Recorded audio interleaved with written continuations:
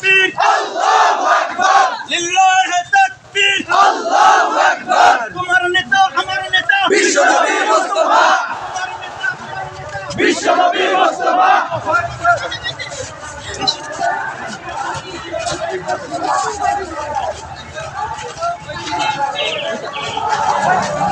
আচ্ছা ঠিক আছে আমরা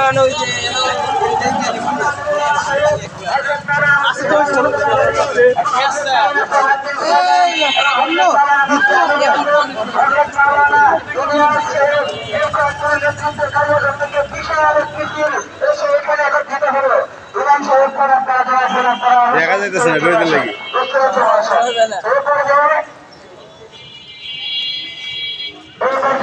আমাদের সামনে সংক্ষিপ্ত সভায় বক্তব্য দিচ্ছেন মসজিদের ইমাম শামসুল হক সাহেব।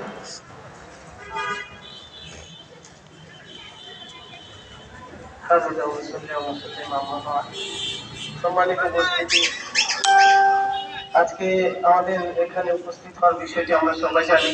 এখন ক্যামেরা হলো ক্যামেরা মিলে নিতে তো বাসেনি আমরা এই ক্যামেরা রাখি না সমস্ত মুভি হচ্ছে একটা শরীরের মতো। ক্যামেরাতে কিছুই বাসে না বাসা প্রয়োজন কি আমরা ওই যে ইউটিউবে চালাতে তখনকে পারবো চ্যানেলে আমরা সবাই যে আমাদের শত্রু বন্ধু আমাদের শত্রু, ইসরায়েল আমাদের শত্রু, আর ইসরায়েলের বন্ধু হচ্ছে আমেরিকা, আমেরিকাও আমাদের শত্রু। এই জন্য আমরা পরোক্ষভাবে কোনোভাবে অর্থনৈতিক ভাবে তাদের সহযোগিতা করব না।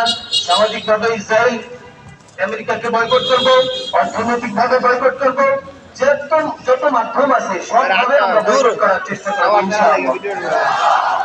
এরপরে ইনশাআল্লাহ আমরা মুসলমান 200 কোটি মুসলমান, 55টা ইসলামী রাষ্ট্র, ইসরায়েলের আশেপাশে প্রায় 17 বা 22টা রাষ্ট্র আজকে ক্ষমতাধর রাষ্ট্রগুলো বসে বসে আঙ্গুল চুষতেছে আর মুসলমানদের হত্যা দেখতেছে। আমরা মুসলমান হিসেবে এটা মানতে পারি না, এই জন্যই আজকে এই মাঠে দাঁড়াইছি। আমাদের হৃদয়ে রক্তক্ষরণ, এই জন্য এখানে দাঁড়িয়েছি। আজকে যেরকম দাঁড়াইছেন আমরা তো ছোট্ট পরিসরে দাঁড়াইছি। আগামীকালের জন্য দাওয়াত থাকলে আগামীকাল সারা বাংলাদেশ ব্যাপী, কালকে ঢাকায় মার্চ ফর গাজার যে বড় সমাবেশ আছে, ইনশাআল্লাহ আপনাদের সবার জন্য দাওয়াত। এই সমাবেশে ইনশাআল্লাহ আমরা সবাই অংশগ্রহণ করব। এই আহ্বান দেখে আমি আমার বক্তব্য শেষ করছি।